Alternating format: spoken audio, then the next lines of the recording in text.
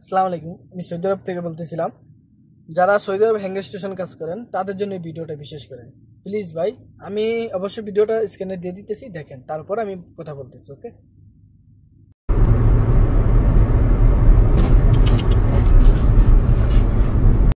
ভিডিওটা তো দেখছেন। প্লিজ ভাই, যারা হ্যাঙ্গার স্টেশনে কাজ করেন চেষ্টা করবেন স্লো চালানোর জন্য। আমার সামনে আজকে প্রায় 3টা বাইক, আমি তো ভিডিও দেখছি এটা, ঠিক আছে, তারপর 3টা বাইক আমি অ্যাক্সিডেন্ট দেখছি। 6 নাম্বার একটা, আপনার পরে যে শিফার রাস্তায় একটা পাইছি।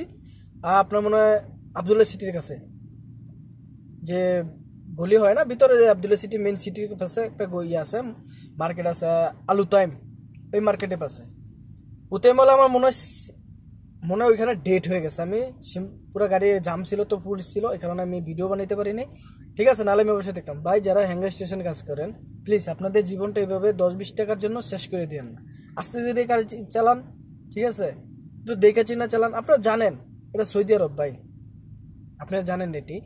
তো প্লিজ ভাই, যারা এই ভিডিওটা দেখতেছেন প্লিজ শেয়ার করে দিয়েন, যেহেতু যারা হ্যাঙ্গার স্টেশন ভাই সৌদি আরবে কাজ করে তারা যেন ভিডিওটা দেখতে পারে আর সতর্কভাবে চলতে পারে। আসসালামু আলাইকুম।